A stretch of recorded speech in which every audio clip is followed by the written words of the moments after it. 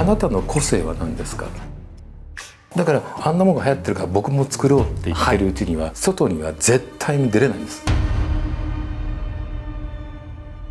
マーケティングリサーチの声というのは参考にしてはいけない。これこそまさに西洋のヒエラルキーというところを潰したという。チャンスというのはまだできることがいっぱいあるよっていうことじゃないですか。マネージメントとクリエーション、2つの両輪が同格になきゃいけない。何をやったらいいかじゃなくて、何ができるか、それが全ての鍵だと思うんですよね。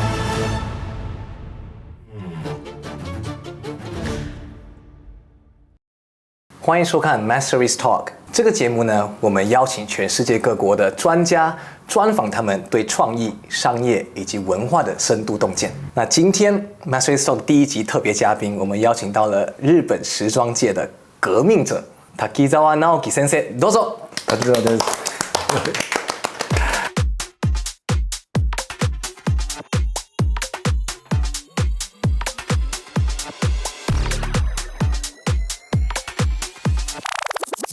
まだすごい印象深いんですけども、先生と初対面した日ですね、次の時代、アジアのクリエイティブが次の時代を牽引する時代がやってくるというお言葉をいただいてですね、その考え方についてもう少し教えていただけますか。はい、やっぱり我々はこう物を作れる国というところがみんなあるんですけど、また物を作ることがもともと自然の風土から生まれてきたものが多いですよね。資源があるから物を作るという工夫が生まれて、それをどうやって生活に利用できるかっていうことを多分分かってるのは、もしかしたら一番そのアジアの人たちが他の国とは違う考え方を持ってると思うんですよね。でそうした中でいろんな経済がそれぞれの国が順番に成長してきて、チャンスというのはまだこれからできることがいっぱいあるよっていうことじゃないですか。逆にヨーロッパとかアメリカに出すことっていうのは、今どっちかというとアジアは彼らの発注を受けてオーダーを受けて、それで作ってお返しする。でもそのどこの国じゃなくてアジア全体で、例えば EU みたいにそれぞれ得意なことを生かせれば、これほどビジネスを生み出す国のポテンシャルはよそにないと思うんですよね。で問題はクリエイティブ、自分たちの力をどうやってクリエイティブな力に変えて外に出すかと。ヨーロッパは古い伝統の中でやっぱり昔からのそのいろんな文化とか伝統を持ってる、パリなんかっつったらね、もう街中が博物館みたいな、もう道を歩いてれば、あれがレオナルド・ダ・ヴィンチがそこにあるみたいな、もう街が美術館になってる。だから何か新しいものが余計コントラストが強くなって、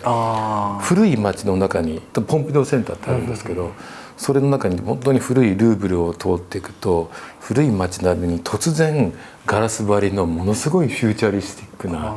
建築がある、そのコントラストですよね。でも我々はアジアの建築でもいろんなものの中でまだその世界に影響力を与えるものがいっぱい残ってるんですよ。それをどうやったら出ていくか、出せるかというところをこれからの課題としてちょっと研究してみたいなと。だからアジアの時代だと思うんですよ。そういう背景があったんですね。その中で特に私は東南アジア出身なんですけども、マレーシアという国ですね。東南アジア、特に先生はどのように捉えていらっしゃいますか。東南アジアって今一番成長してるでしょ。今までは海外から我々は投資を受けて、海外のお金で成長してきたっていう部分もあるじゃないですか。全部が全部そうじゃないけど、確かにそうですね。つまりもう自分たちでその海外に頼らずともクリエイティブも経済力も充実してきた。だから今それを持って何を外に出すのかなというところがやっぱりその考えられて実行しているところがこれからぐーっとなると思うんですよね。感谢你支持我们的节目，我们也为你准备了一个小礼物，那就是这一集专访未剪的完整版影片素材，里面有很多我们没有公开的谈话内容。如果你想要得到这个小礼物的话，一定要扫描我们的 QR code， 我们会告诉你领取的方式。谢谢你的支持。例えば中国もそうですけど、もう本当に一時7年ぐらい行かなかった時期があったんですよ。それで僕が7年後にまた違う仕事で行ったんですよ、久しぶりに。どこに来たんだろうと思うぐらい本当に変わりがすごい、変化がですねしてきた。でその成長の仕方が興味深かったのが、もう土地が広いからかもしれないけど、そういうモールに行ってみるとね、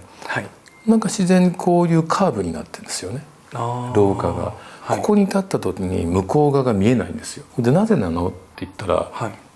中国では物を全て見せるのではなく、次に何が来るかということを期待して、だから前に進むんだって、そんな発想を初めて聞いて。日本とはまた違うんですか？違いますよね。で何が言いたいかっていうと、僕ねあそこ一世三宅の時にすごく苦い経験があって、パリコレクションの、メンズのコレクションで、ジャズバーみたいなところでショーをやったんですね。でそこではもういわゆるスーツ、テーラーのスーツをもうテーマにして、そしたらものすごくショーは成功したんです。もう素晴らしいって言って、で入りたかったパリにセレクトショップがあったんですよ。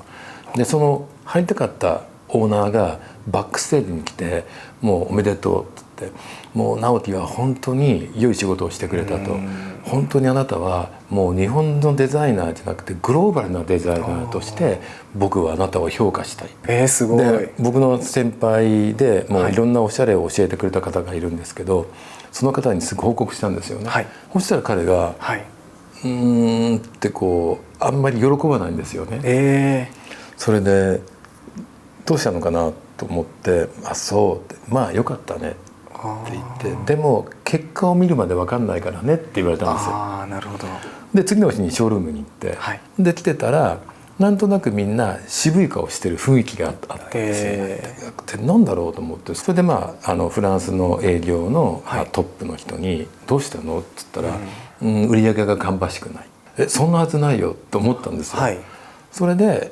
いろんな新聞のレビューを見たらあまり良くないんですよ。でそれで、その人のところにまた会って「ちょっとすいません、ショーは成功したと思うんですけど、何が問題だったんですかね」って言ったら「あなたの昨日のショーは確かに面白かったけども、でもあの服は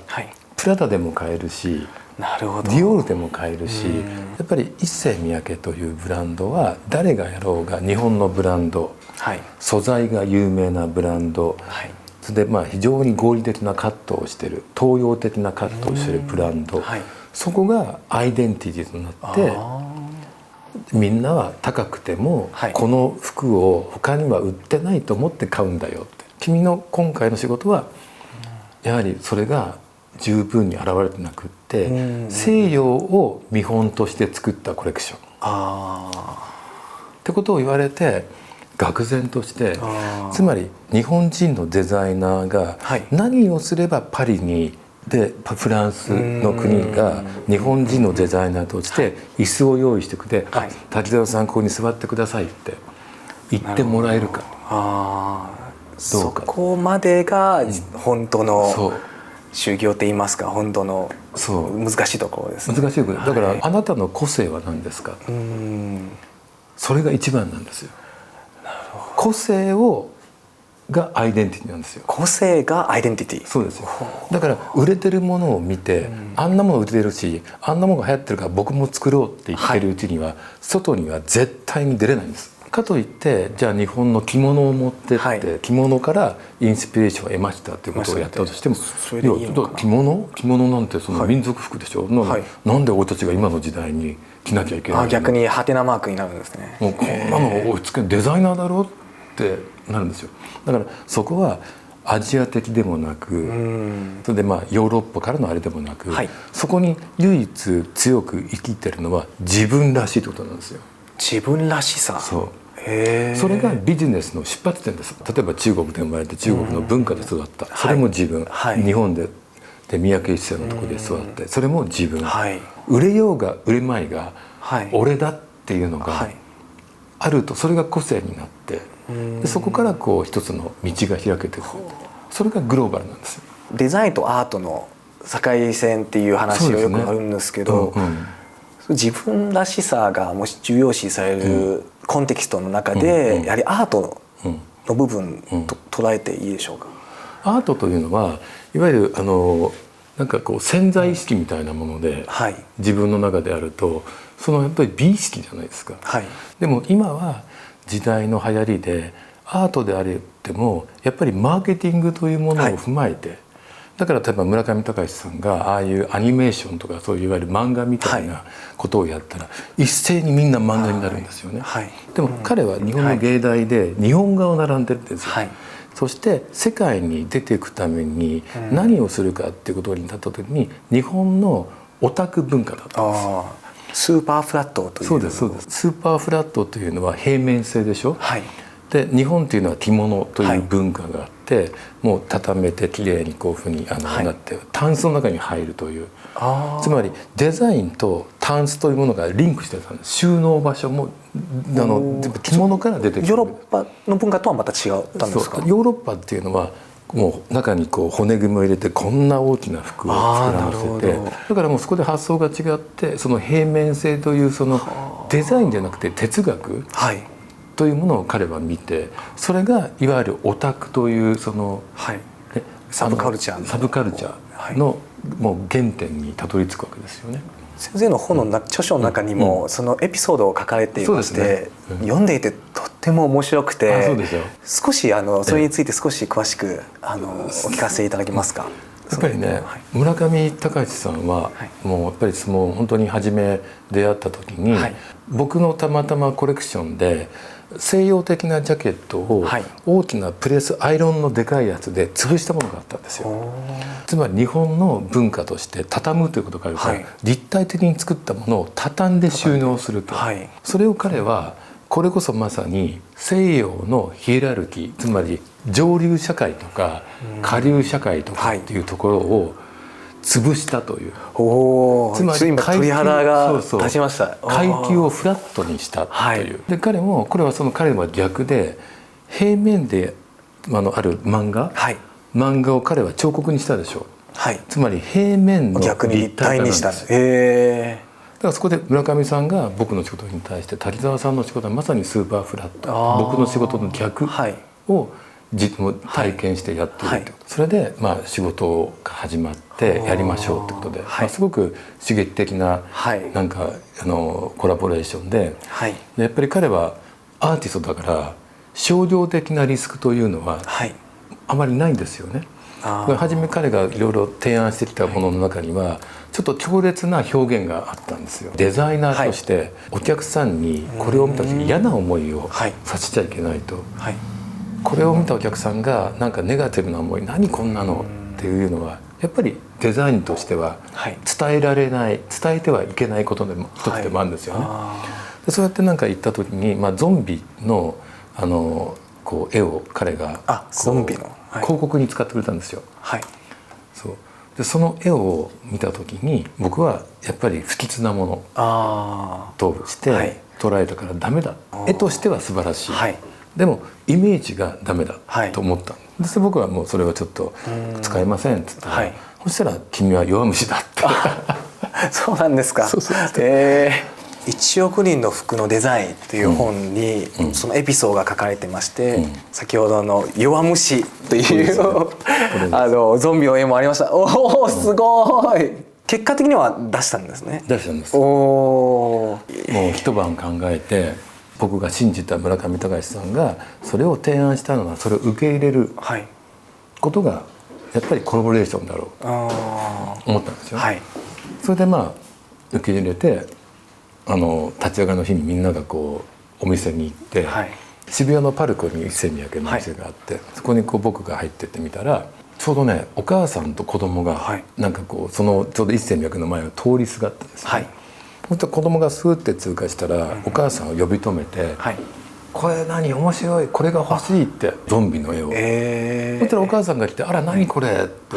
一世三宅さんのがこうなったんだ、へえ面白いわねって言ってくれたの。意外とそこでホッとしたの。ホッとしたですね。だから自分はやっぱりそのビジネスをやっている会社のクリエイティブになって、やっぱお客さんがやっぱりそのネガティブに思うことっていうのは悪いこと、はい、でそのやっぱ売り上げが落ちること、はい、ということにまあなんか固定概念があったんですよ、はい、きっと。はい、でもお客さんっていうのは実はそうではなかった。今すごくベストセラーになってる本で、ハンバーグ屋さん、アンケートを取って、はい、つまりマーケティングリサーチ、はい、でお客様の声というものを参考にして商品を作るべきだ。でそのハンバーグ屋さんが、お客様に聞いたらヘルシーなハンバーグが欲しい、はい、野菜のハンバーグが欲しい、はい、そういう意見が多かったんですね。ほんでその CEO はじゃあ俺たちに足りないもの野菜だったんだって野菜バーガーを作ろうって作ったんですって、はい、全く売れなかったんです。売れなかったんですか。でその CEO はこれは売れなかったと、じゃあお客様の声はもしかしたら野菜が欲しくなかったってことでしょ。そうだったんですか。それでクォーターパウンダーを作ったんですよ。そしたらバカ売れ。どうして。だからお客さんはマクドナルドハンバーグ屋さんには肉を求めて買いに来るわけですね。野菜を求めるんだったら違うところに、はい、ただマーケットリサーチの場合は、はい、お客様の声っていうのはそこに対しての、はい、作ってほしい商品ではなかったではないです、っていう話がその本に書いてあったの。今ベストセラーですよ。それ見て、はい、僕も本当にそう思うのね、人の声の聞き方っていうのが、ビジネスでは一番重要と僕は思ってて、はい、服作りでもあってもお客様の声というのは重要。例えばさっきオートクチュールみたいなので仮にしてるじゃないですか。でお客様は鏡の世界で見てて、ちょっとここがもっと高いのよね、はい、ちょっともっと低くしてほしいって、でもそれは多分お客様が今まで着ている服が位置だと思うんですよね、はい、でもそこに合わせちゃったら僕がいなくてもいいわけじゃないですか、はい、いやこれをちょっと上げてみてください。さらに上げてみると、はい、腰が高く見えるのね。ってことは足が長く見えるんです、はい、だからそれをやってあげると、あら私は今までこのところで自分が一番綺麗だと思ってるけどここやったらもっといいわねってことがここで理解してもらえる、はい、それがお客様の声と、はい、これから提供するビジネスのその商品を提供する側とギャップなんですね、はい、スティーブ・ジョブズはほらその本にも書いてあったんですけど、はい、やっぱりいわゆるマーケティングリサーチの声というのは参考にしてはいけないって、はい、それも極端な例なんですよ、はい、参考にしてるのゼロじゃないと思うんですけど、はい、でもだからこそボタンがない iPhone ができたと思うんです。本当ですね。誰も考えつかないですよね。普通だったらボタンの位置を変えよう、はい、変えよう、もっと押しやすいようにしよう、効率化しようっていう、押した時に気持ちがよくしよう、はい、誰がなくすって感じ、それお客さんの声を聞いたら絶対できないですよ。絶対出てこないですよね。本当に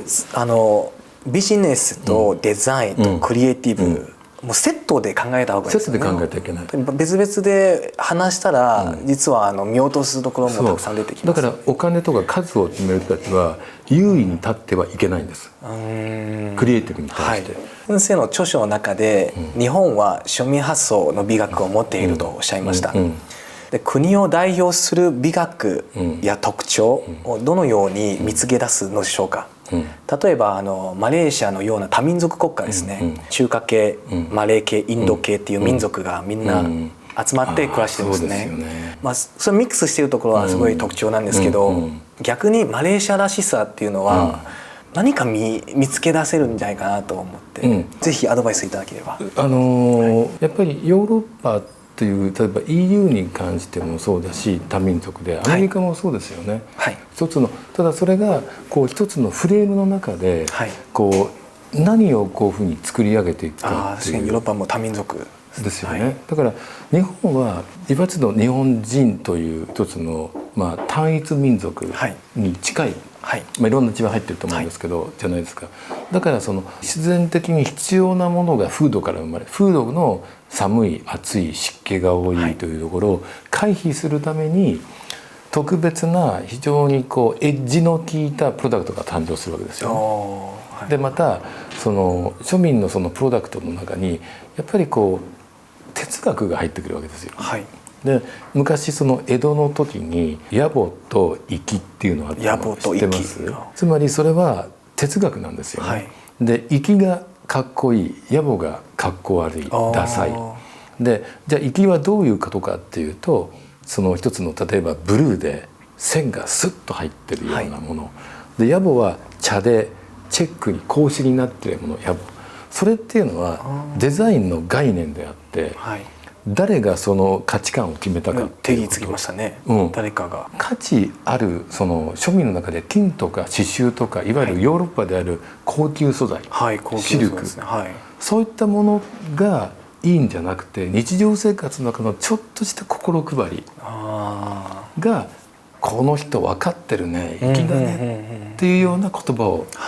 で僕イタリアで喋った時にその粋と野暮というところを通訳インタビューの時にそれは西洋だとどういうことですかって言ったら、僕はだからダンデニズムだって言ったんです。ダンデニズム。そしたらそれをイタリアで日本の文化にすごく詳しい人がそこに来て「滝沢さんそれ違うよ」と。ダンデニズムってのはいわゆるヒエラルキーのファッションの言葉で、ダンディーであると。それはいいものを持ってるとかすごく清潔感があるとかっていうことで非常に近いことなんだけど、一つ違うのは物の世界になってくると。でもあなたの国の粋と野暮っていうのは哲学だから、本当に庶民が自由で自分でこうディシジョンする何かこう、いわゆる余裕があったんですよね。今のファッションだとあなたはこれを着てるからこうだ、つまり自分の中の個性を出す余裕がなく、ものによってあなたの個性が決まってくるでしょ、だからそのマレーシアのところでのいろんな国民がそこにいて文化があるけども、それの何かこう混ざり合ったところっていうのは何なのかっ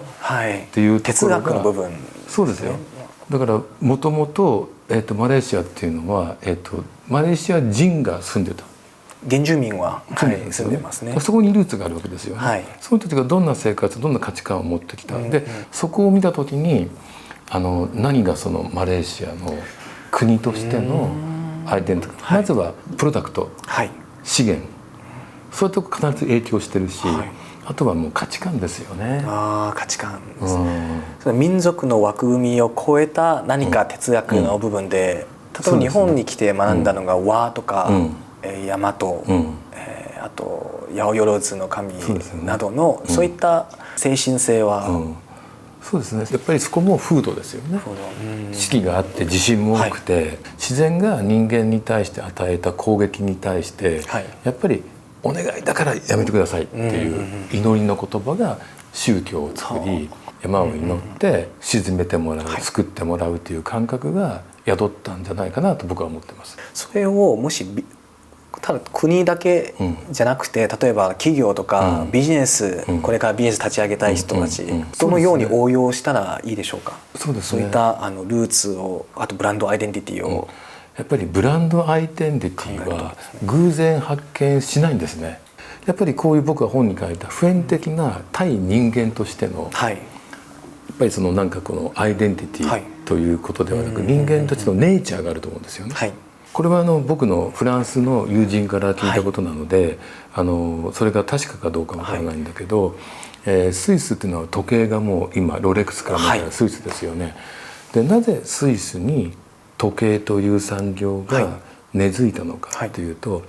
歴史的にその民族は非常に指先が器用で細かい作業が得意な人たちという、それは多分アイデンティティだと思うんですよね。その国のその民族の DNA、 その時はもちろん時計とかそういうのはなくて、そ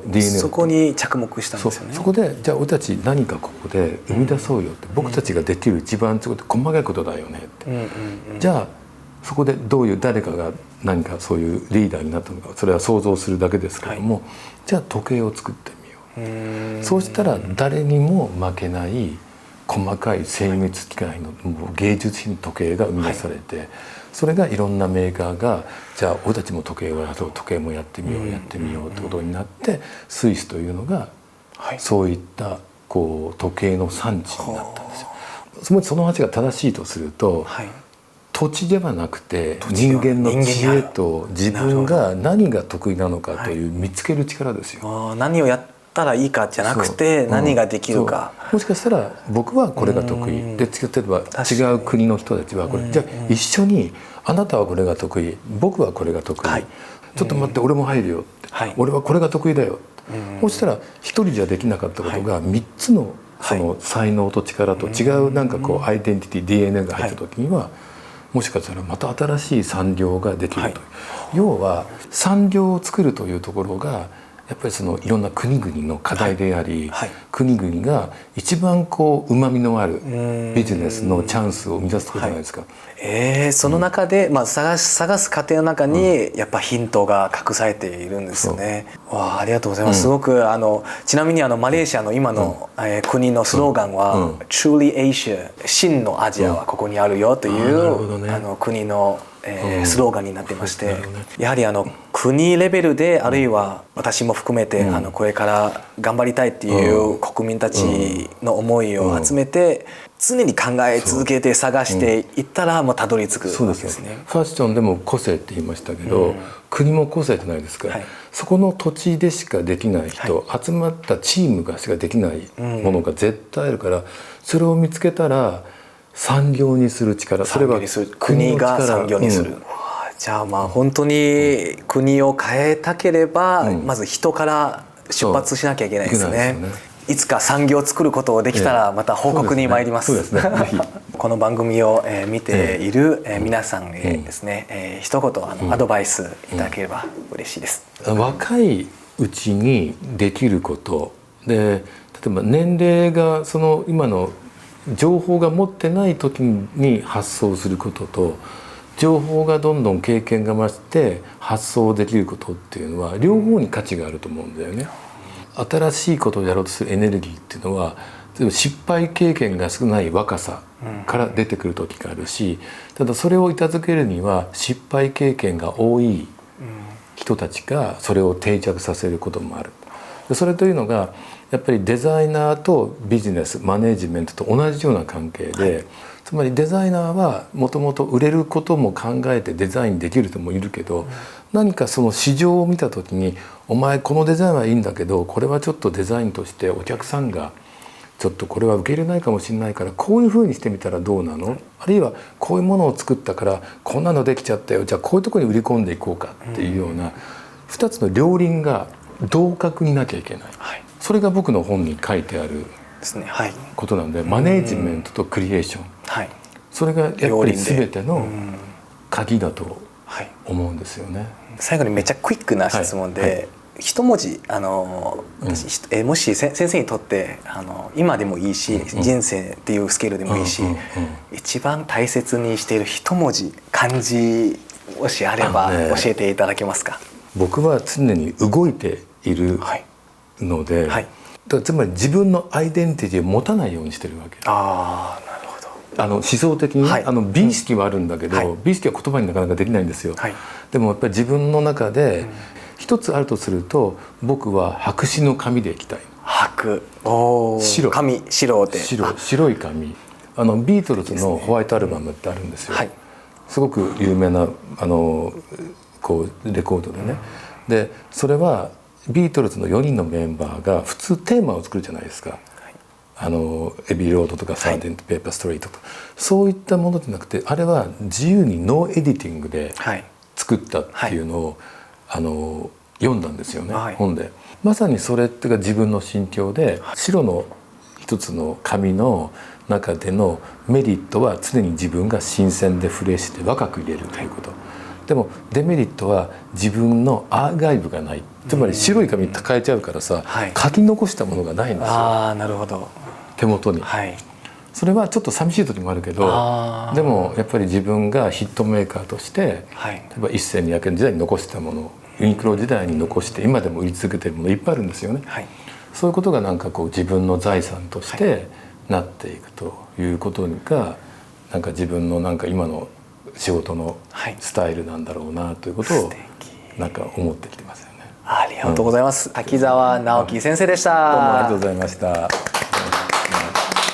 最后感谢龙泽直己老师提供我们这么棒的场地拍摄，这也是他的品牌的这个旗舰店，就在东京代官山。如果你来到东京的话，一定要搜寻Naoki Takizawa， 一定要来这里欣赏老师的设计。那如果你对老师的更深度的思维以及他的认知他的哲学有兴趣的话，一定要阅读他的著书《